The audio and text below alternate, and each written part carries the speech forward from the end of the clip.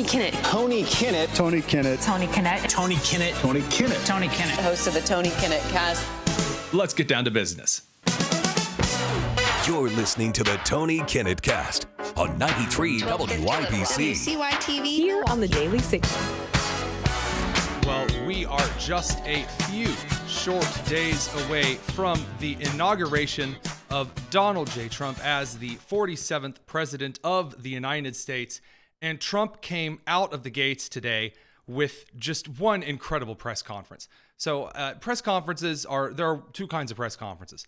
There are game-breaking, just ground-rupturing, incredible press conferences that you remember for a long time.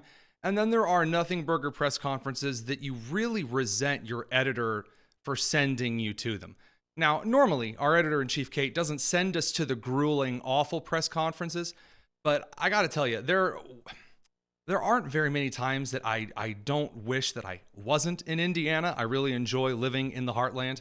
But today was one of the times that I really wished I was at this particular Trump press conference, who walked out in front of the country and said the following: the United States is going to get Greenland. Number two, that the United States might also just scoop up Canada. I mean, hey, if they don't even have a Liberal Party leader and they don't know who their prime minister is going to be, we can always absorb them. God knows, would be greeted as liberators. And then, of course, there's Panama, the canal that we built in the country that we helped break away from Colombia. Really should belong to the United States anyway, at least as far as the maintenance that we're paying for on the project. And then there is renaming the Gulf of Mexico to the Gulf of America, which I mean, really, though, that's the most fantastic thing I've heard in a long time. Telling the guys that, hey, everybody get your trunks, get a couple of lawn chairs, get some cold drinks. We're heading down to the beaches of the Gulf of America this summer. Sounds like the most amazing thing in history. Then the press did the pearl-clutching press thing. And again, because the press can't fathom the idea that Donald Trump is not Hitler, they decide to ask him if Trump is, ruling out using certain means. And the answer Trump gives is just, I mean, it really is just fantastic. To Greenland and the Panama Canal, so forth. Can you assure the world that as you try to get control of these areas, you are not going to use military or economic coercion? No. And can you tell us a little bit about what your plan is? Are you going to negotiate a new treaty? Are you going to ask the Canadians to hold a vote? What is the strategy? Yeah, I can't assure you. You're talking about Panama and Greenland. No, I can't assure you on either of those two. But I can say this. We need them for economic security. The Panama Canal was built for our military. I love it so much. So the first of all, they try to lump them all together as though they're the same. They're not. But I do appreciate, are you going to keep anything off the table? And Trump's like, no. Because first of all, that spawns a million angry pearl-clutching think pieces. And number two, my personal genuine favorite, it's nice to be back to an administration that does not telegraph every single strategy that we are using. I don't care if it's Greenland. I don't care if it's ISIS. I don't care if it's the middle of the Pacific Ocean. I do not want the adversaries of the United States, economic, military, in the game of Guess Who, for crying out loud, to know what it is that we are doing. You know who I want to know what it is that we're doing? That would be the Congress of the United States and the executive branch. That should be how it works. And boy, it is nice to move a little bit away from that. Now, Canada's having a cow. Or should I say Canada's having a moose about the whole thing.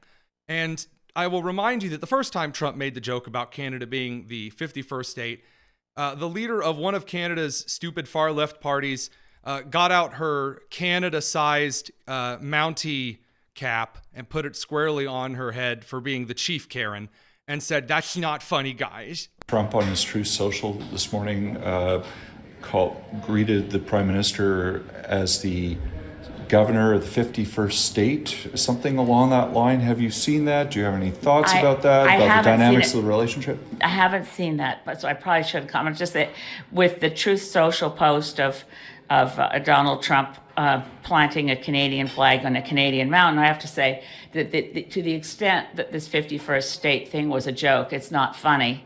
It's not funny.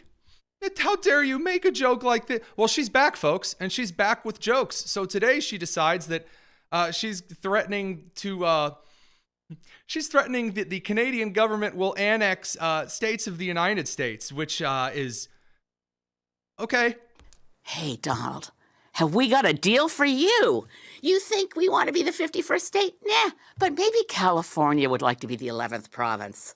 How about it? California, Oregon, Washington, you've got geography in common with us. And not only that, we've already got a carbon trading system between California and Quebec. So first of all, she swings back in. She's got jokes. Every single individual who's ever worked in either a school or an HR office, they know this lady. She's one of the worst people in the offices. Whenever she moves her arms, the fat underneath it jiggles in angst and anger of unresolved dreams.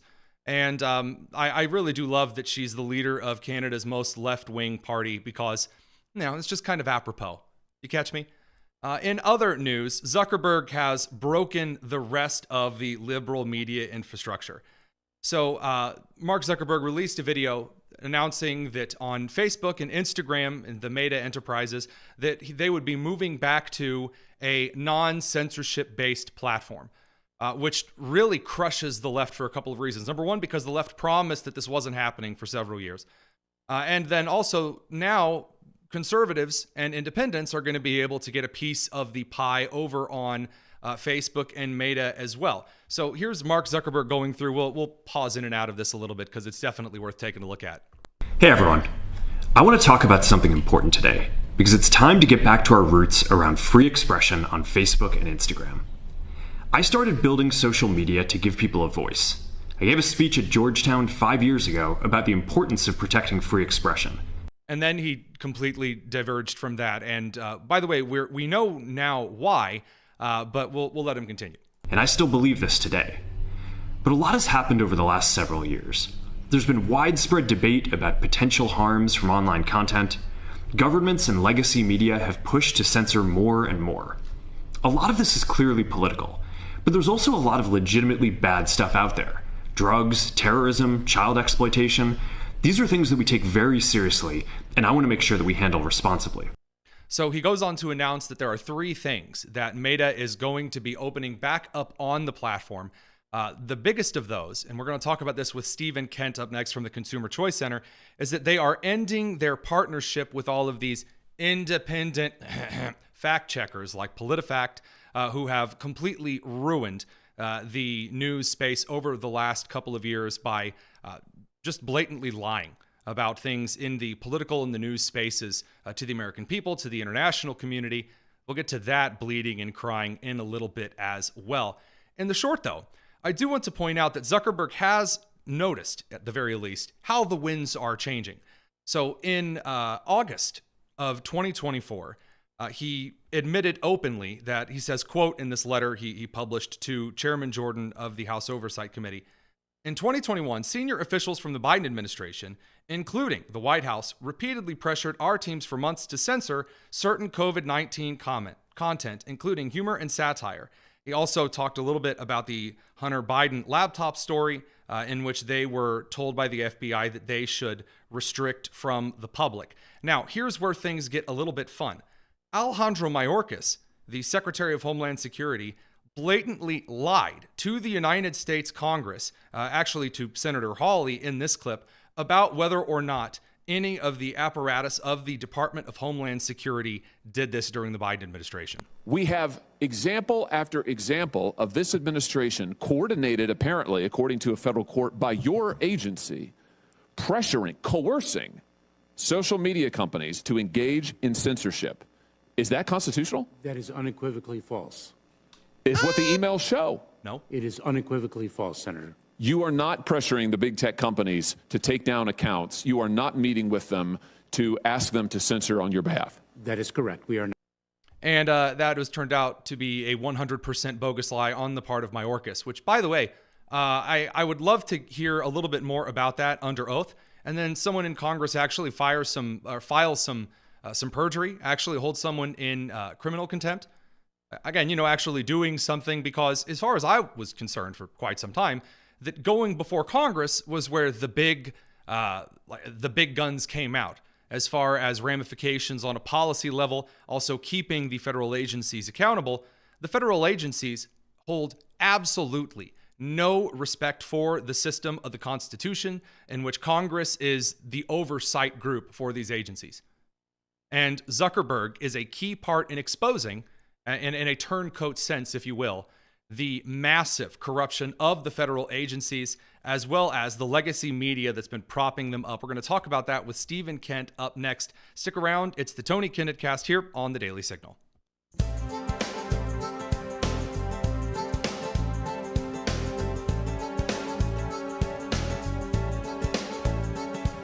You're listening to the Tony Kinnett Cast on 93 WIBC. After a long, arduous slog like Sisyphus and his boulder endlessly up the hill, we've reached what appears to be some kind of an end regarding Meta's social media policy and censorship, or maybe not. We'll have to see. And to talk about the kind of stuff in this realm, we bring on Stephen Kent over from the Consumer Choice Center. It's good to have you on again, dude. It's been a hot minute. Tony, welcome into the new year, and I'm glad to see Sisyphus finally get the shout out and the recognition that he deserves. He rolled that boulder so hard. Oh man, I think he rocks. All right, you got to be taken off the air for this. Yeah. We're finding another host as I speak. So, Meta, switching things up a little bit here.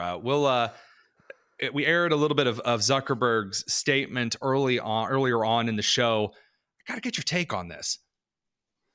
Yeah, I mean, this is a huge sea change for Facebook and Meta and Mark Zuckerberg. He has changed a lot more than his wardrobe in the past couple of years. He has really worked hard to try and get a sense of where the free world is going. And I got to tell you, Tony, the free world is moving away from the censorship or the regime of censorship that has characterized so much of modern life in the US, Canada, and the EU. I think Mark Zuckerberg, like Elon Musk, sees the winds of change blowing really, really strong. And Donald Trump is not necessarily the change. He's just the indication that people are ready for something different, and it's less control in people's online lives. I think that's really the key takeaway from the Trump election in regard to the communication sphere, the social media sphere, maybe even the market sphere as a whole, because there was that Obama era decade and a half in which or 2 decades even, in which we watched this really heavy hand of bureaucracy and of censorship come in the kind of the cheap mask of social kindness and affirmation and equity and inclusion. And that was used to hide all kinds of things, from the Hunter Biden laptop story all the way to information about COVID-19, unapproved opinions. And that might finally now be heading out, of course, Elon Musk with X. But what are the kind of things that Meta is doing, or at least is committing to doing, compared to what they're doing now? Well, I'll tell you what they said verbatim. Joel Kaplan, their chief global affairs officer, said in a statement today about the hottest button issues in the West right now. He says, quote, "We want to undo the mission creep that has made our rules too restrictive and too prone to over-enforcement. We're getting rid of restrictions on topics like immigration, gender identity, and gender that are a subject of frequent political discourse and debate." He ends by saying, "It's not right that things can be said on TV or the floor of Congress, but not on our platforms." Well, amen, but also this is the exact conceit, the admission of what conservatives have been saying for so many years in the mainstream media. Democrats, Meta themselves, have also denied these kinds of censorship claims.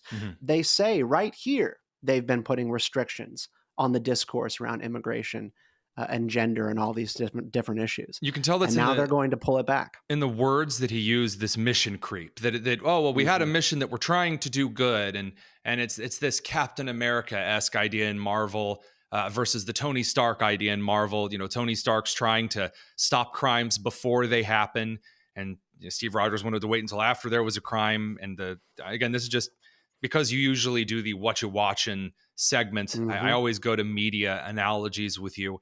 This idea that, well, we have to set up these structures to keep humanity from falling into evil always ends up becoming censorship. Okay, I hear you. You want to call it mission creep, whatever. But a lot of this stuff, most of this stuff, was exceptionally explicit. I mean, right in your face, immediate ban from the platform, lockdown, content's not spreading, losing monetization. And there's no actual apology that's come out. I mean, there's a difference between saying, you know what, we were wrong, and saying we harmed these groups, we committed these sins, so-called, that we recognize and we apologize.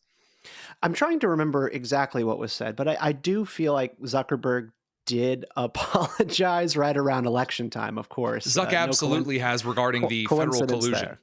Yes, it was regarding the collusion incident. And because you did mention Captain America, I'll mention Batman. You know, last night I was just watching again The Dark Knight, and you know, you were reminded again about these powers of surveillance and infrastructure and control. The sonic phone thing that Lucius Fox was talking about. That Lucius develops in Batman to help him stop the Joker, and he resigns the second that is built. He says this is more power than one man is meant to have.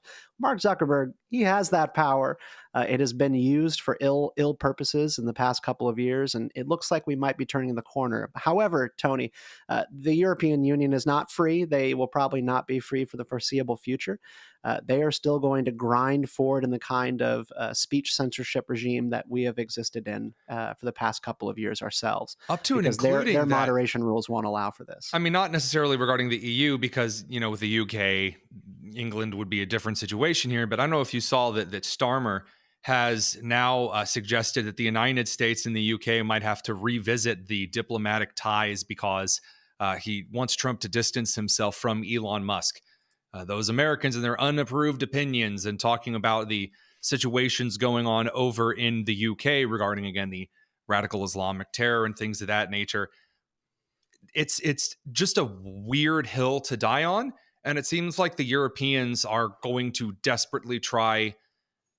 I should rephrase that. It seems that many in a certain political party over in the EU, or side of the political party, are ignoring the winds of change and like desperately clinging to this censorious power. Yes, the bureaucrats of the EU are going to take a lot longer to get on board, and they might not at all. But the rest of the world will continue moving on without them.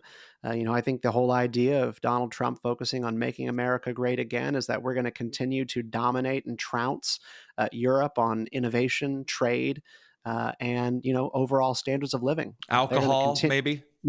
They've been left in the dust, and yeah, they've betrayed consumer issues on alcohol too.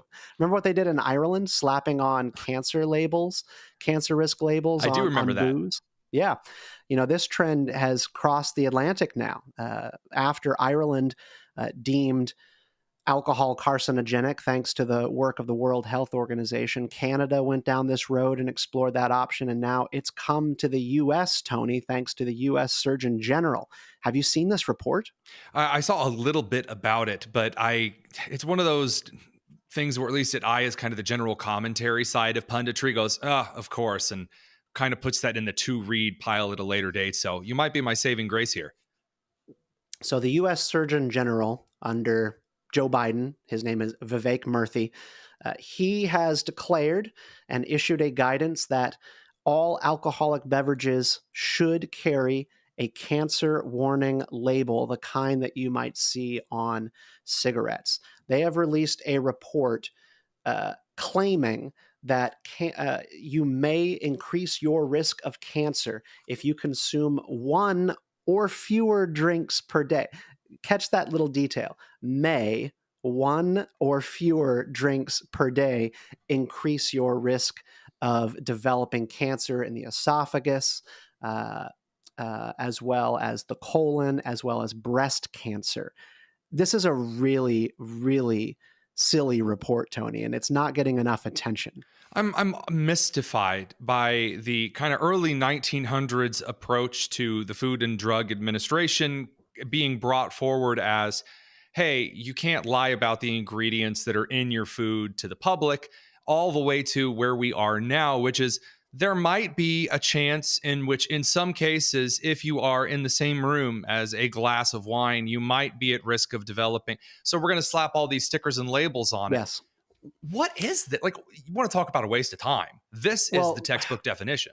What this is the fruits of California's Prop 65, where they basically have to slap a cancer warning label on just about anything, from lawnmowers to couches to televisions, if they contain anything that might be associated with a downstream risk of cancer, which, by the way, for everyone listening, the sun is associated with cancer. Oh, so if you go outside, you have an increased cancer risk. And I just want to lay out real quick the alcohol numbers here, because Murphy's report is claiming that alcohol use, not abuse, is a leading preventable cause of cancer in the U.S., leading to 100 to 200,000 causes of cancer each year, completely cherry-picked based on observational studies.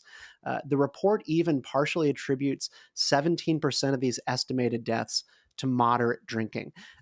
Basically, what they are doing is they are taking this huge leap from binge drinking can cause throat and stomach cancers to even one drink or no full drinks at all can increase your risk. Therefore, they must have a label on them. They want people just not to drink. That's what they're trying to do here. And again, it's not even the good kind of abstinence from alcohol or from smoking, or, you know, the kind of personal decision based on long-term effects of health. People know that tobacco and alcohol are not exactly wonder health products for you. And I believe even if the FDA wanted to put out a little statement and say, hey, you know what, that whole thing about a one glass of red wine being good for your heart every 2 weeks, that's actually kind of an urban legend. That's not real. I could see, okay, I get it, but all of the sticker slapping just makes me want to try to get the show sponsored by Goo Gone so that people can rip these silly stickers off of their products.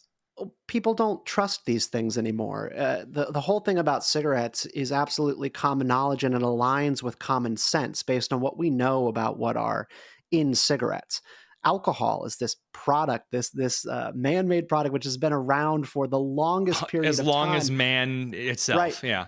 We have seen cancer rates rapidly increase in the past 100 years, okay? While the overall consumption of alcohol has done nothing but decline for the past 100 years. People drink so much dramatically less than they used to in previous centuries. And you even have doctors going on mainstream media outlets claiming that there is an increase in cancers among people under 30 and saying that must be related to drinking. But we know that people under 30 drink less than any generation ever to walk the earth. And I'm sorry, when you doesn't look at make any sense. When you look at the types of cancer that are the most prevalent in Western culture, stomach cancer, I'm going to check this right here, right now. Most prevalent cancers. Just being really transparent. Yep, exactly what I thought. The most common cancers: breast cancer, lung cancer, prostate cancer, colon, skin, melanoma, which, you know, a more serious type of skin cancer, and then followed by bladder, kidney, non-Hodgkin lymphoma, and then endometrial cancer. You know, got to get the women's productive organs involved: pancreatic cancer, leukemia, thyroid, and liver. Stomach is not on there. Now, does drinking alcohol possibly damage your liver, in which it could cause cancer? Yes, but so do medications. Now, that all said, it's ridiculous to suggest that something that is in no way, shape, or form linked to a casual drinking, we got to get stickers on this immediately, Stephen. That's the squeaky wheel that needs the grease. Yeah, I mean, we're talking about a fraction of 1% of an increase in your risk for these associated cancers. And I've looked over Dr. Murphy's 22-page report, and it is very, very difficult to glean any sense that they actually can connect breast cancers to alcohol. What they are, they have not been able to prove causation. They are showing correlation. And at the same time, the National Academy of Sciences, Engineering, and Medicine, they just released 2 weeks ago their own report that was funded by Congress and mandated by Congress into the effects of alcohol, and they found that alcohol reduces your risk of overall cause mortality.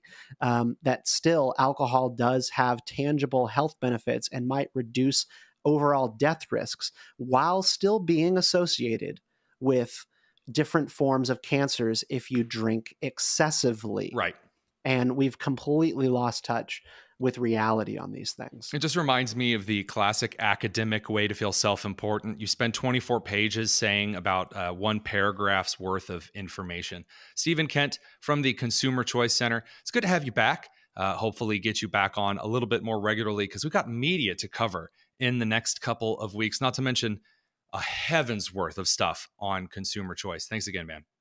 It's my pleasure. A new year and new challenges. Let's do it. That's right. We'll be back in a second. Don't go anywhere. It's the Tony Kinnett Cast. It's the Tony Kinnett Cast on 93 WIBC. Feels like I'm losing it. If you were looking for complete chaos over on the internet this evening, you could look in no better place than the fact checkers who were just losing it, because Facebook was paying in this kind of pseudo community partnership, was paying these fact checkers millions and millions and millions of dollars a year. And what were these fact checkers doing? Well, the bare minimum of journalism. So when I say the bare minimum of journalism, in the traditional sense of journalism, going all the way back to the original kind of, I would say the Chicago meat factory, Upton Sinclair style of journalism, which is what I would consider the classical framework. You put yourself in a situation to expose a disturbing or illegal practice, something that should be investigated by the government, something that voters should be aware of, and you publish that at risk to yourself by basically communicating those things broadly. That's what investigative journalism is supposed to be. What investigative journalism has become is an absolute mockery of itself.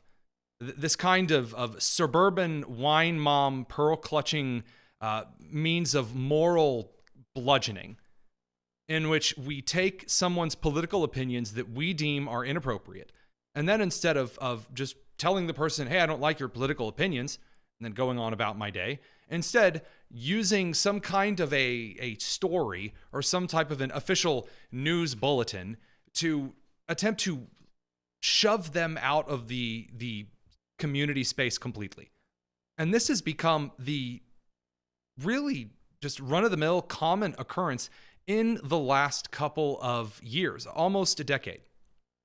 So now that Elon Musk has cut any kind of any kind of a special deal off with those who were doing the fact-checking services, and since Google and YouTube was using Wikipedia, and is also starting to back off of the far left-wing kind of censorship scale, albeit probably the slowest of the major three: Meta, Google, YouTube, Alphabet, and then X.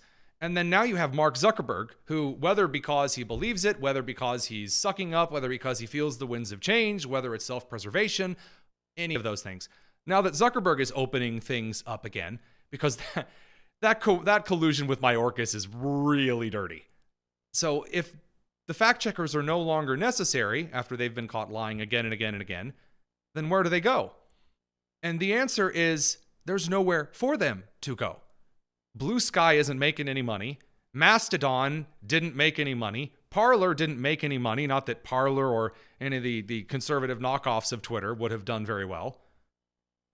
There's nothing left for those fact-checking organizations to do, and so they are losing their ever-loving mind. According to Wired, the fact-checking partners over at Meta were blindsided by the news that their partnerships were ending, and now they are afraid that they won't be able to survive without Meta's funding. Womp, womp.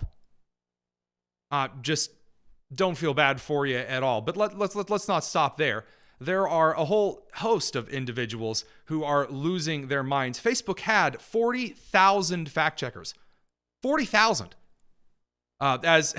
As Hans Machi points out over on X, that's enough to double Greenland's population if you shipped them all there. According to a Guardian opinion article, A new era of lies. Mark Zuckerberg has just ushered in an extinction level event for the truth on social media, which is just bogus.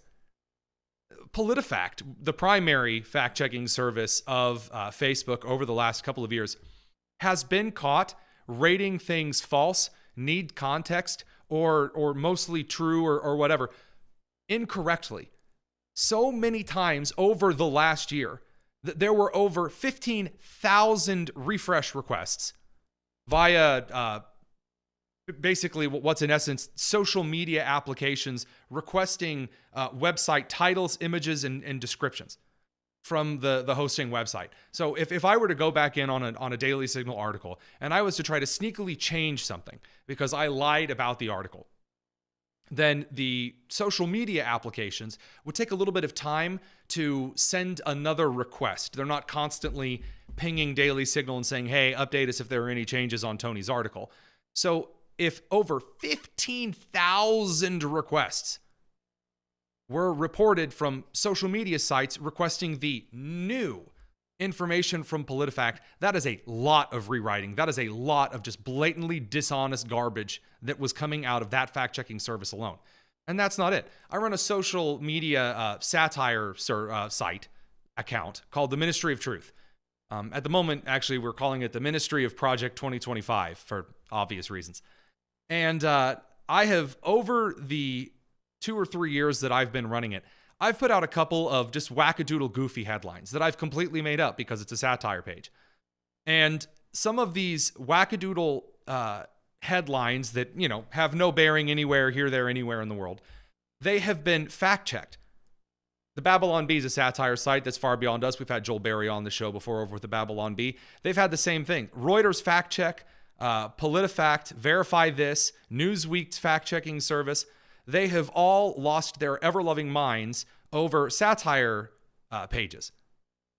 And that's just the tip of the iceberg with the way that some of these organizations operated. I do not have any sympathy for these places at all. They spent years telling everyone, and I mean telling absolutely everyone, that they held in contempt, that they didn't like their industries, that they had to learn to code when they were laid off. If you worked in a non-green environmental organization, they laughed and they cackled. And as well, they also lied to everyone in just the most baseless, useless, needless fashion. They added nothing to society. I made a joke today over on Instagram that there was this list of accomplishments by the fact-checking organizations by PolitiFact, and it's just a blank white square. They added nothing to journalism. In essence, good riddance to bad rubbish. Good riddance to bad rubbish. That's where we are with fact checkers, but not just the fact checking organizations themselves. NewsGuard and other kind of, not necessarily fact checking organizations, but news rating organizations, which corruptly rated websites as trustworthy. Basically, if you were a website on the far left, you were rated as completely trustworthy. If you were a website that was not on the far left, or you did not put the proper gendered terms or things regarding immigration to the right precise left point of view on your website, NewsGuard would rate you far lower. And it would make it more difficult for you to gain advertisers, for you to stay high up on the list of search engine results. And I was actually, back when we sold Chalkboard Review to the Franklin News Foundation, I sat in on a high-level meeting, and we were having this big argument about how we needed to run the site. And I advocated, as the youngest guy in the room, for sure, this was definitely a young man's words, that we should report on the news and what people that we reported to cared about. And that, you know, if cultural issues like transgenderism in schools happen to be something that our readers cared about, then Chalkboard Review, which is what I had sold to the company and was managing at the time, that was something we should continue to report on. And I was told flatly by all of these former Kinnett editors, as well as the head of Franklin, that they couldn't do that because NewsGuard, Ad Fontes, and other independent news rating organizations would ding the Center Square, the Franklin News Foundation, and then Chalkboard Review down so that no one would read them. And those organizations were trusted for years to kind of keep the peace. They had no business doing so, because what they ended up creating was this shrunk, I guess, Overton window in which only one particular political point of view was allowed. And by the way, that actually did lead to me leaving the Chalkboard Review with them, finishing that sale and heading over to the Daily Signal. It's because we reached a point where there was such a desperation to bend the knee to these third-party organizations who were going to rake us over the coals if we said maybe, elementary school-aged kids shouldn't be, exposed to sexual content, or perhaps when voter fraud occurs at a school board meeting, maybe we should report on it, or a school board election. If you play to these independent fact checkers with biases, you are going to have an extremely, extremely bad time. So when I see these fact checkers that are just losing anything and everything at the present time, I can't help but laugh, because they have bought for it, they have paid for it, and now they are reaping the whirlwind. We'll be back in just a second. It's the Tony Kinnett Cast here on the Daily Signal. It's the Tony Kinnett Cast on 93 WIBC. All right, boys, girls, and squirrels, let's talk a little bit about the remaining quick news of the day.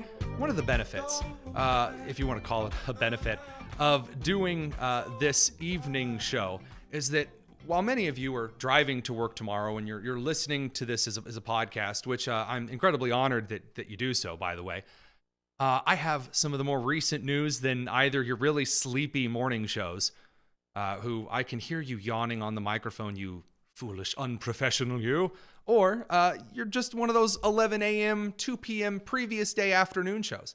You're not up to date on all the news. Well, let me tell you, folks, I've got some breaking news that none of those other guys have just yet, which is that Iran is asking for it.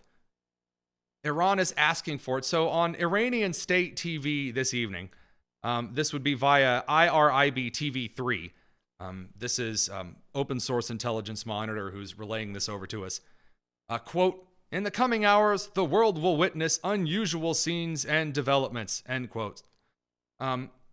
Which is, at least according to the IDF, they've been put into a high state of alert by the Chief of General Staff, basically expressing concerns over some type of surprise military action. We don't know what this is. This could just be like whenever North Korea shakes its fist, which is usually after Kim Jong-un is a little bit hangry, and he looks at South Korea and says something angry in Korean.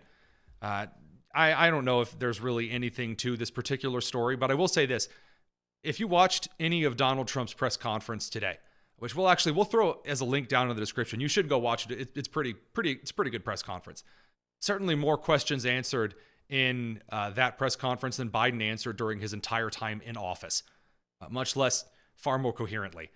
And Donald Trump made it very clear that if the hostages were not freed from Hamas-held Gaza, the very last vestiges, then there would be absolute chaos. Then the United States would actually act like the United States military was built to act, as in when Reagan solved the Iranian hostage crisis, as in before this Korean War style, Vietnam style, Iraq and Afghanistan War style, soft-handed, pussy-footed garbage that has become the United States foreign policy, which is if you touch our boats, if you touch our people, you won't exist tomorrow.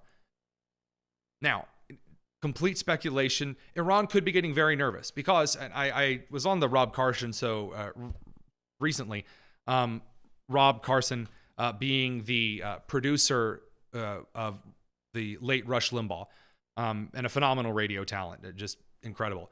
Rob Carson and I have a belief that I haven't heard echoed a whole lot anyway, and this would be, as far as we are concerned, with the imbalance of the Iranian regime, of the Venezuelan regime, of the Chinese communist regime, at least for Iran. In the next 4 years, I don't see the Iranian regime, which is a brutal totalitarian dictatorship over its own people who are getting tired of this nonsense. Iran, because of the beauty of Persia, was far too developed a country to completely throw back into the fundamentalist Islamic Dark Ages, and the pressure is starting to cook at the seams.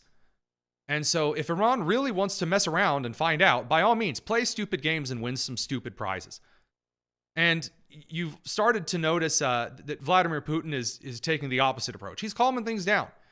He's backing off just a smidgen, and as is Zelensky over in Ukraine, because when the American hegemony returns to its proper place as leader of the free world, I do find it, by the way, very humorous that the puppet that Donald Trump is making an example of right now is Justin Trudeau. That Justin's just walking in front of international TV and just slapping him around back and forth like an angry butler. And that is how Trump is communicating to the entire world. Don't mess with us. Because there's been this weird leftist dream, hope you might have, over the last couple of years that Donald Trump was only president of the United States, that he was only running for money, he was only running to escape prison, he was only running so that he could get some kind of something special out of it. And that turned out to be true because Donald Trump hasn't taken the money. Dude was rich enough to begin with. He actually went through the court trials, the ones that weren't completely dismissed for being more laughable than an early Seinfeld sketch. And through the ending means ended up causing both him and his family a whole lot of trouble.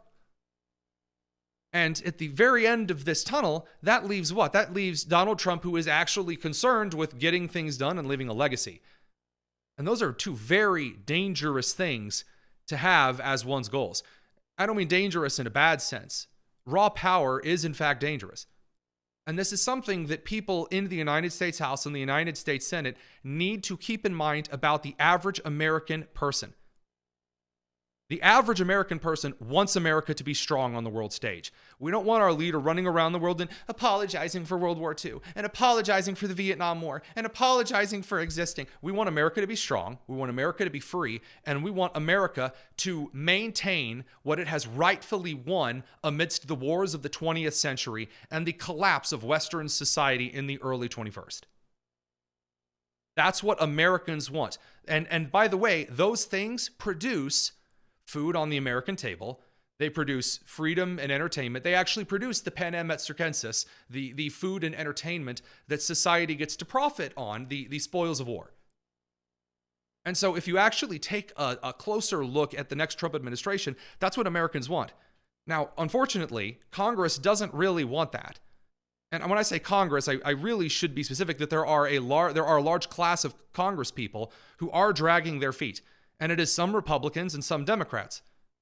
Some of the Democrats actually voted in favor of the Laken-Riley Crime and Immigration Act today, or the Laken-Riley Act on crime and immigration. Virginia Allen over at the Daily Signal pointed this out today in her coverage of it. 48 House Democrats voted in favor of the Laken-Riley Act.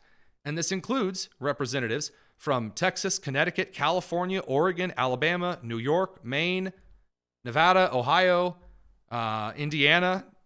There's a lot of Democrats who are realizing the whole progressive, goofy, suburban wine mom thing ain't going to last. It's not long for this world. It has been here too long. But the average American is, quite honestly, yearning for a return to the...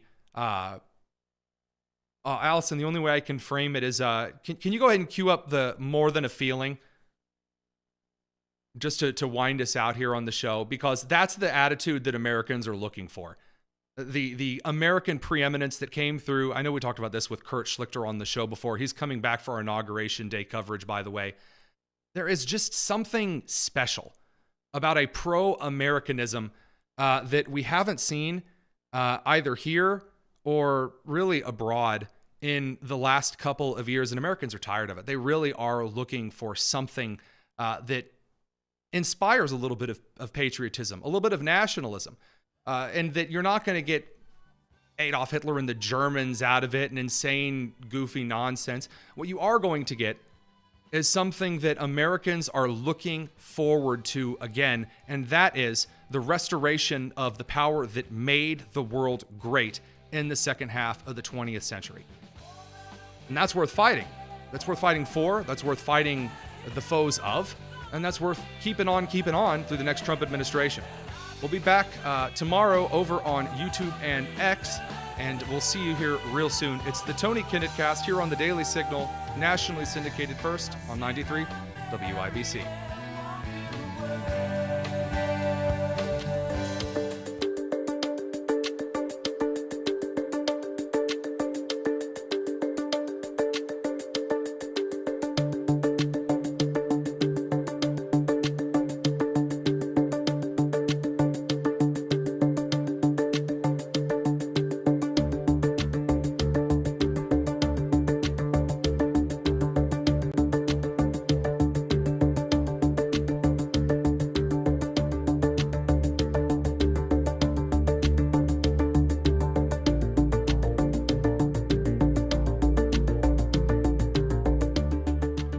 Yeah, just kidding, real quick. I've got one little thing to share with you guys. I didn't get to share it because the time was short, but you're really going to love what we have for Inauguration Day.